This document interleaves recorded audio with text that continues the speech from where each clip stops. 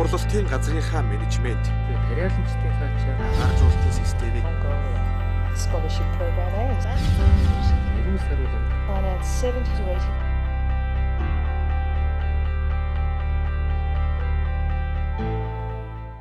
сайн байцгаана уу үзэгчдээ.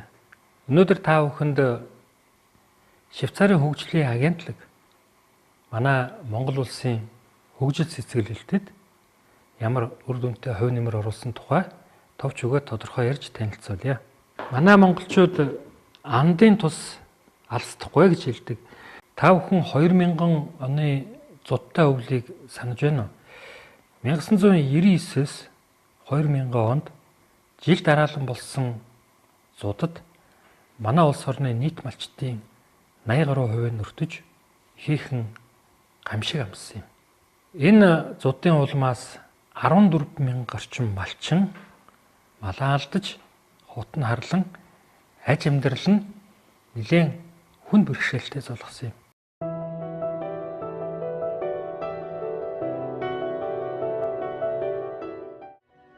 $2000 онд эхлүүлсэн малчдад зориулсан бэлэн мөнгөний тусламжид төсөл нь Монгол улсад Швейцарын холбооны улсаас үзүүлсэн анхны тусламж байлаа. Зуудын гамшигт нэрвэгдсэн 5500 гаруй малчинд нийт 2 тэрбум төгрөгийн нэг удаагийн буцалтгүй тусламжийг бэлэн мөнгөөр олгосон юм. Швейцарын ард түмэн ингэж цагаан олсон тусламжийн өгөөмөр гараа сунгасан нь Монгол малчдын магнайт хинилгэж амжиргааг богино хугацаанд дээшлүүлж чадсан юм а. Хүнд бэрх цагт ирсэн багахан ч гэхгүй мөнгөн тусламжийг авсан айл өрхүүд цаг үеийн бэрхшээлийг даван туулахад, зарим нь мал худалдан авахад, зарим нь мужааны багж хэрэгсэл авч бүр амжиргааны их үүсвэртэй болохдоо зарцуулсан байлаа. Энэ бол үр дүн нь амьдралд харсаар байдлаач тусаан өгсөн буянтай сайхан ажил байсан юм а. 2002 оны 2 сард Швейцарын хөгжлийн агентлаг зудад нэрвэгдсэн малчдад хүмүүнлэгийн тусламж үзүүлж эхэлсэн юм. Тэр үед би JCS олон улсын байгууллагын хөгжил хариуцсан захирал мөн Швейцарын өргөмжит консулоор ажиллаж байсан юм. Швейцарын хөгжлийн агентлагийн хүмүүнлэгийн тусламж нь хоол хүнс, малын тэжээл зэргээр эхэлсэн юм. Гэтэл тусламжийн нэлээд хэсэг нь тээврийн зардалд зарцуулагдж байсан. Харин Монгол улсад орон даяар банкны үйлчилгээ сайн хөгжсөн, иргэд нь боловсралтай учраас тэдэнд эд материалын оронд бэлэн мөнгийг олгох нь илүү үр дүнтэй гэж үзсэн юм. Ингэснээр малчид өөрсдөө шийдвэр гаргах эрхтэй болсон. Тэд хэрэгцээгээ өөрсдөө тодорхойлж, өөрсдөө хэрхэн зарцуулахаа шийдсэн. Ийхүү тэдэнд итгэл хүлээлгэхэд тэд итгэлийг даах чадвартайгаа харуулж чадсан юм. Тэд тусламжийн мөнгөө зөвхөн тухайн үед нэн шаардлагатай хэрэгцээндээ зарцуулж чадж байсан юм.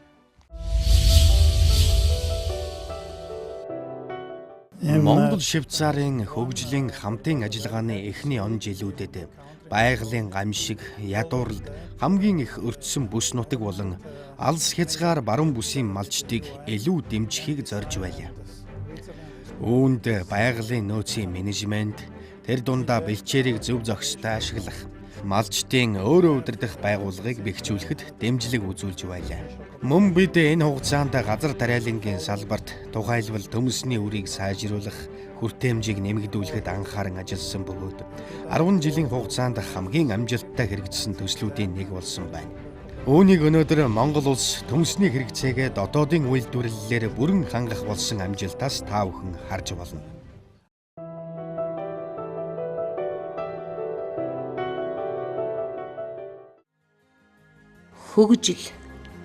Хөгжлийн тухай ярил олон янзын тайлбар, үзэл бодол, тоо баримт хэлдэг. Хөгжлийг чухам юугаар тодорхойлж болох вэ? Хүн амьдралаа л хар. Өнөөдөр дэлгүүрийн лангуун дээрээс эх орныхоо хөрсөн дургуулсан аюулгүй чанартай сайн бүтээгдэхүүн авах боломжтой боллоо. Хүнсний ногоо төмс зэргийг заавал гаднаас судалдаж авдаг байсан цаг саяхан байсныг та бид шүүмжилж ярьдаг байсан. Харин одоо эх орныхоо төмсийг өдөр бүр хэрэглэж байна. Энэ бол Швейцарын хөгжлийн агентлагийн Монгол төмс хөтөлбөрийн ачаар бий болсон бодит бүтээн. Монгол төмс хөтөлбөр хэрэгжснээр төмсний дотоодын үйлдвэрлэл 2004 онд 82400 тонн байсан бол 2014 онд 161200 тонн болж нэмэгдсэн. Үндэсний үйлдвэрлэлээр төмсний дотоодын хэрэгцээг бүтэн жилийн турш хангах боломжтой болж, нэг хүнд оногдох төмсний жилийн хэрэглээ 31-ээс 80 кг болж 3 дахин өссөн.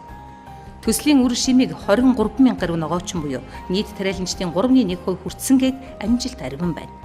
Зарим жилүүдэд төмсний илүүдэл үүснэ нь дахин боловсруулах үйлдвэрлэлийг хөгжүүлэх шаардлагатай байгааг илтгэж байна. Монгол Төмс хөтөлбөр бол энэ анхны байгуулагдсан жилд нь хэрэгжсэн анхны төслүүдийн нэг. Тэгэхээр бид нар мөн энэ төслийг бол одоо 10 жил хэрэгжүүлж байна гэсэн. Тэгэхээр энэ Монгол орны ялангуяа газар тариалангийн салбарт энэ тулгымдсан бэрхшээлтэй асуудлыг шийдвэрлэх. За хүн амынхаа хүнсний хэрэгцээг аюулгүй баталгаатай үнсээр хангах үйл ажиллагаанд одоо үнэтэй хөв нэмэр оруулсан энэ ажлыг санхүүжүүлж өнөөдрийн энэ одоо амжилтын түвшинд хүргэсэн Швейцарын хөгжлийн агентлагийн хамт олонд энэ 10 жилийн өмнө баярын мэнд дэвшүүлж цаашдаа энэ Монгол оронд улам үр дүнтэй ийм төслийг хэрэгжүүлээсэй гэж амжилт хүсэж мэдчилж байна.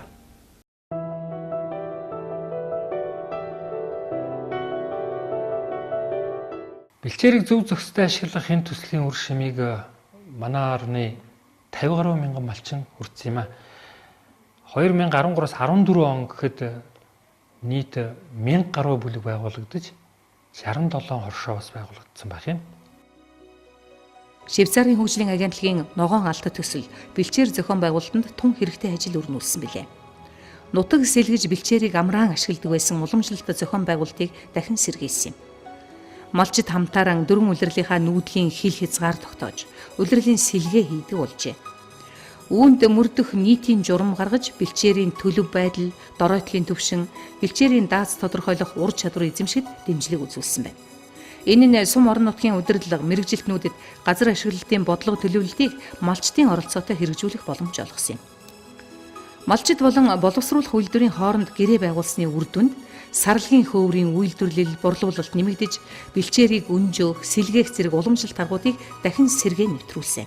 Ингэснээр малчид хамтран 3.4 сая гагийн хэмжээтэй доройтсон бэлчээрийг нөхөн сэргээж иргэн ашиглах боллоо.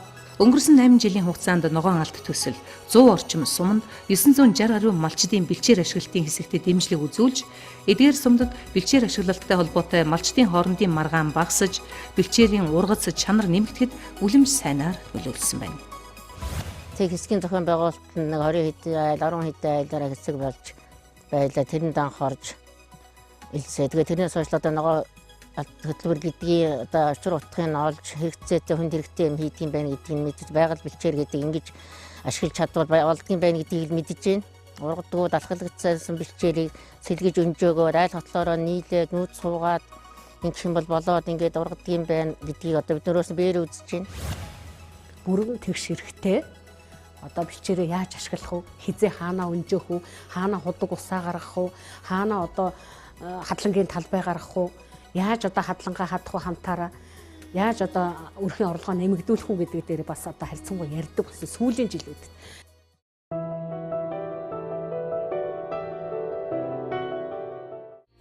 Бид олон зуун жилийн турш нүүдэлэн амьдарч мал сүргэн өсгөж ирсэн сайхан уламжлалтай. Тиймээс ямар ч цаг үед буянд мал сүргэн эрүүлжүүлэх, удмын санг нь хамгаалах, малын чанарыг сайжруулахад цаг үргэлж анхаарч ирсэн. Швейцарын хөгжлийн агентлаг энэ байдалд анхаарал хандуулж, малын эрүүл мэндийн төслийг амжилттай хэрэгжүүлж эхэлсэн юм. Төсөл хэрэгжих явцад 2012 оноос хойш малын 1300 орчим эмчийг эпидемиолог, халдвар төвчний хяналт зэрэг чиглэлийн сургалтанд хамруулжээ. Мөн бруцеллезоос урьдчилан сэргийлэх вакцинжуулалтын нэгдсэн ажилд 21 аймгийн дийлэнх нь хамрагдсан байна. Сүүлийн үед малын эмч ховорцсон. Харин малын эмч нарыг бэлтгэдэг хөдөө аж ахуйн их сургуулийн мал эмнэлгийн сургалтын хөтөлбөрөөр шинжилж, оюутнуудын клиник сэтгэлгээ, ур чадвараа хөгжүүлэхэд түлхүү анхаарсан дадлаг ажил голсон сургалттай болоход төсөл их дэмжлэг үзүүлжээ.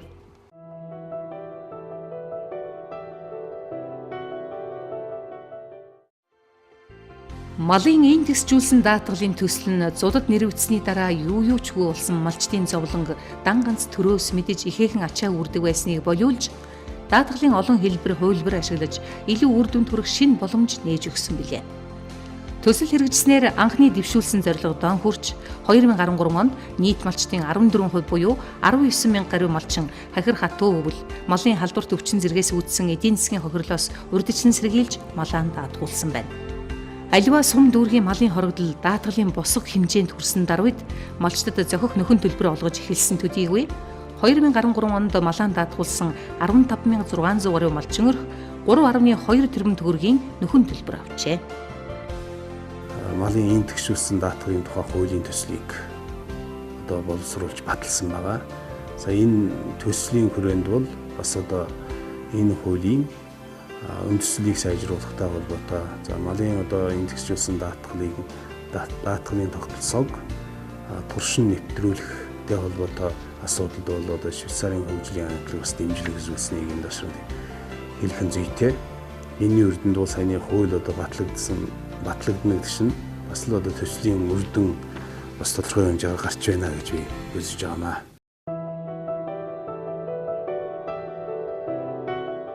Монгол улсын бэлчээр тал нутгийн 70 орчим хувийн зөвлөлтөд өртсөн гэж эрдэмтэд судалгаа гаргасан байдаг.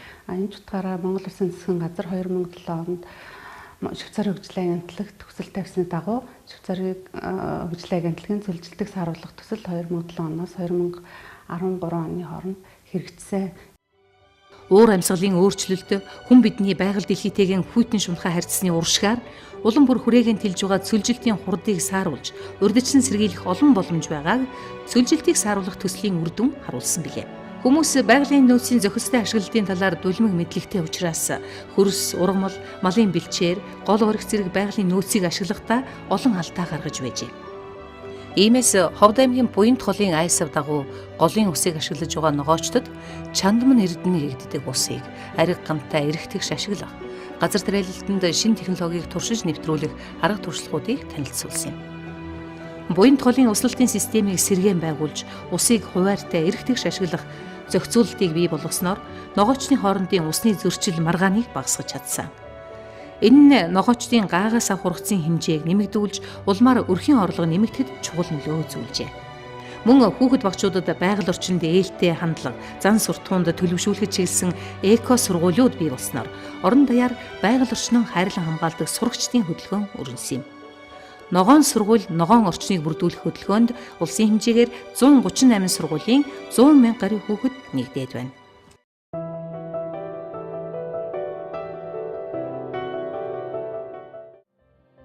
Өнөө цагт хамгийн хэрэгтэй чухал мэрэгжилтнийг мэрэгжлийн сургалт үйлдвэрлэлийн төвүүдэд бэлтгэдэг гэдгийг нийгэм сайн мэддэг боллоо.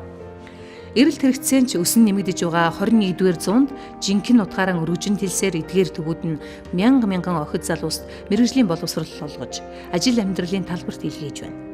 Швейцарын хөгжлийн агентлаг баруун бүсийн мэрэгжил сургалт үйлдвэрлэлийн төвүүдэд 6 мэрэгжлэр чадамжинд суурилсан сургалтын багц боловсруулж, орчин үеийн тоног төхөөрөмж бүхий дадлагын байртай болох багшлах чадварыг хөгжүүлэхэд нь туслалцаа үзүүлсээр ирлээ. 2014 оны байдлаар мэрэгжил сургалт үйлдвэрлэлийн төвүүд ажил хайгч, ажил олгогч нарыг хамруулсан хөдөлмөрийн яармаг зохион байгуулахад Баруун аймгийн 22,000 гаруй иргэн оролцож 168 хүн шинээр ажлын байртай болсон байна. Мөн дунд сургуулийн 12,600 гаруй сурагчдад цаашдаа ажил мэргэжлийн хэрхэн сонгох талаар зөвлөгөө өгсөн.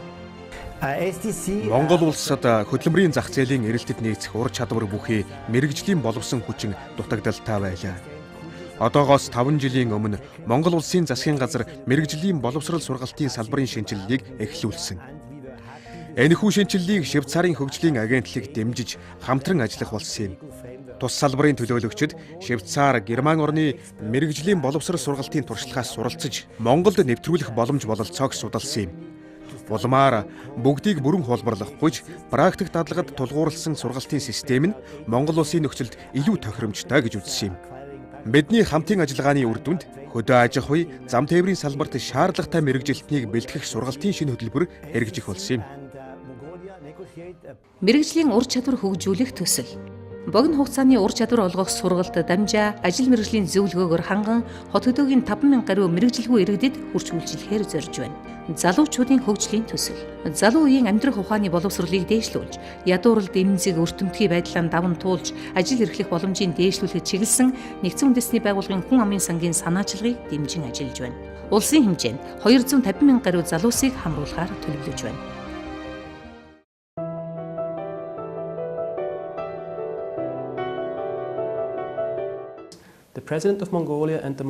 2011 онд Монгол улсын ерөнхийлөгч Элбэгт орж Швейцарын Давос хотноо болсон дэлхийн эдийн засгийн форумд оролцох явцдаа Швейцарын ардчлалын судалгааны төвд зочилж тус улсын төвлөрсөн бус засаглалын систем түүний гол зэмсэг болох шууд ардчлалын туршлагатай танилцсан түүхтэй.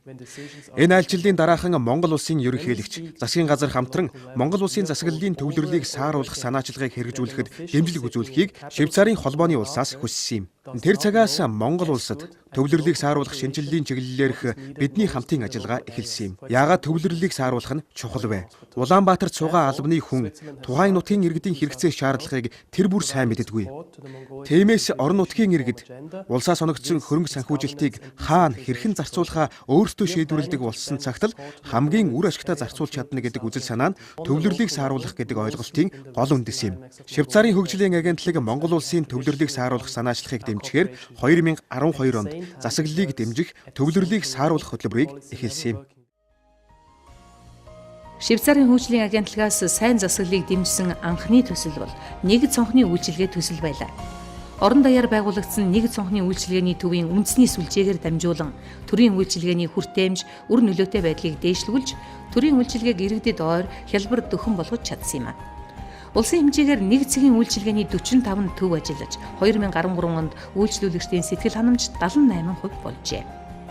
Сайн засаглалыг дэмжих санаачлагын үр дүнд шийдвэр гаргах төвшөнд иргэдийн оролцоог нэмэгдүүлэхэд Швейцарын хөгжлийн агентлаг хувь нэмрээ оруулж байна. Татварын тухай шинэ хууль хэрэгжиж эхэлснээс хойш орон нутгийн хөгжлийн сангийн зарцуулалттай холбоотой шийдвэр гаргах үйл явцад иргэд идэвхтэй оролцож санал бодлоо илэрхийлж хэрэгжилтэнд хяналт тавьдаг болсон. Засаглалын шинжилгээний чиглэлээр хийж байгаа нэг томоохон ажлын үр дүнд улсын болон орон нутгийн төсвөөр авах бараа үйлчилгээний өрсөлдөөн худалдан авалтыг сайжруулах санаачлагын хүрээнд 13 аймгийн орон нутгийн төсвийн худалдан авах ажиллагааг илүү нээлттэй, ил тод хариуцлагатай болгож чадсан юм а.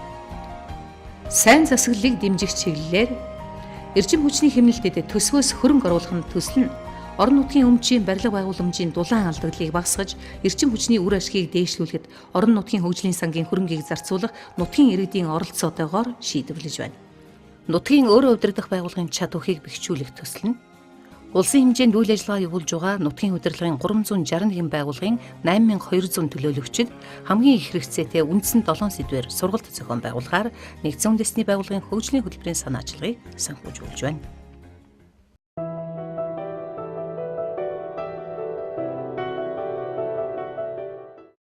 Хуваарь ашигт малтмал олборлох үйл ажиллагаа Монгол улсад 1990-ад оны сүүлээр бий болсон. Зах зээлийн эдийн засагт шилжсэн их амралтын жилүүдэд ажилгүй дэл ядууралд өртсөн иргэд мөн тухайн үед тохиосон ганц удын улмаас амжиргааны их усүрээ алдсан малчид олноор хуваарь ашигт малтмал олборлож эхэлсэн. Гэхдээ тэдний үйл ажиллагаа зохион байгуулалтгүй, эмх замбраагүй явагдаж байсан учраас нийгэм байгаль орчинд олон талын сөрөг нөлөө үзүүлж улмаар хүний эрх зөрчигдөхөд хүргэж байсан. Хууль хяналтын байгууллагууд, уулуурхаан компаниудын зүгээс ч тэдэнд хатуу ширүүн хандаж, эрхэнд нь халдаж байлаа. Швейцарын хөгжлийн агентлагаас Монгол улсын засгийн газар хуваарь ашигт малтмал олборлох үйл ажиллагааг зөв зохион байгуулалтад оруулахад дэмжлэг үзүүлэхийг хүссэн юм.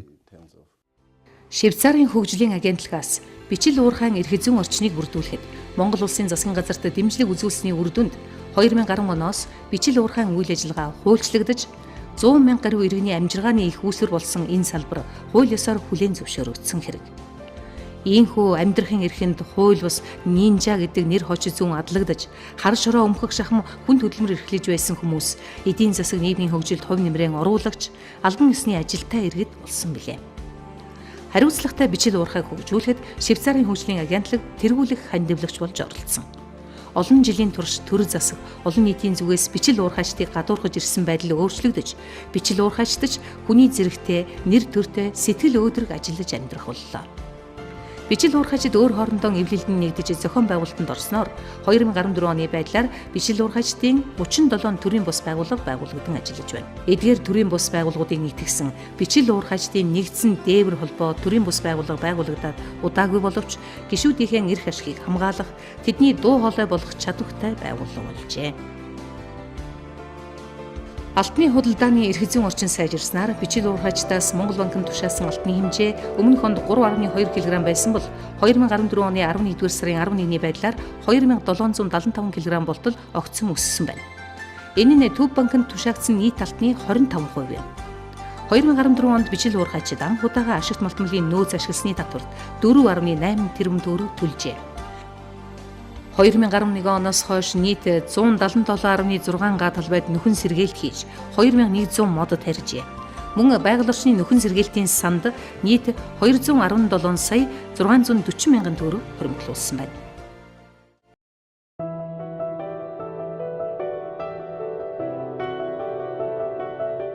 Швейцарын хөгжлийн агентлагтай зоригсон хамтраад дотоод ихтэй сургуулиудын оюутны тэтгэлгийг 9 дэх жилдээ хэрэгжүүлж байгаа 800 гаруй оюутнуудад оюутны тэтгэлэг бол энэ хүрээнд энэ хөтөлбөрийн хүрээнд олгогдсон. Тэгээд эргүүлээд нөгөө 800 оюутан маань нийгэмдээ хэрэгтэй бас төсөл хөтөлбөрүүдийг хэрэгжүүлж буцаад нийгэмдээ бас бэлэг барьсан байгаа. Ер нь бол залуучуудад оюуны хөрөнгө оруулалт хийнэ гэдэг бол маш чухал. Яг бол Монгол улсын ирээдүйн Монгол улсын цаашдаа хөгжлийн баталгаа бол боловсралтай эрдэмтэн ийм залуучууд байгаа. Бид нэр байгалийн баялагтай байж болно. Гэхдээ хүмүүс нь өөрсдөө оюуны баялагтай байж л улс орн маань урагшаа хөгжих учраас энэ маш чухал хөтөлбөр болсон гэж би бодож байгаа. 2014 он бол Монгол улс болон Швейцарын холбооны улсын хувьд хоёр чухал ой давхар тохиолсон маш онцгой жил байлаа. Манай хоёр орны хооронд дипломат харилцаа тогтоосны 50 жил, Монгол дахь Швейцарын хөгжлийн хамтын ажиллагааны 10 жилийн ой давхар тохиож байна. Өнөө хүртэл бидний хамтын ажиллагааны хүчин чармаалтаар бий болсон олон сайхан үр дүнг хараад бид сэтгэл маш их өндөр байна. Бид олон чадварлаг иргэний нийгмийн байгууллагууд, аймаг сумын засаг захиргаа, сүүлийн жилүүдэд засаглалыг дэмжих, төвлөрлийг сааруулах хөтөлбөрийн хүрээнд засгийн газартай улам нягт хамтран ажиллах боллоо. Эцэст нь дүгнэж хэлэхэд өнгөрсөн 10 жилд бидний хамтын ажиллагаа маш амжилттай сайн байлаа. Бид энэхүү хамтын ажиллагаагаа дахин 10 жил үргэлжлүүлнэ гэдэгт итгэлтэй байна. Энэ ирээнийхээ эхэнд би та бүхэнд андын тус алддаггүй гэж хэлсэн. Швейцарын хөгжлийн агентлаг өнгөрсөн 10 жилд манай нийгмийн амьдралын бүтээн байгуулалт та бидний аж амьдралд үнэхээр үнэл журамгүй сайхан тус үлээ. Ингээд энэ бүгдийг гардан хэрэгжүүлсэн та бүгдтэй хамгийн сайн сайхан бүхнийг хүсэн өрөөё.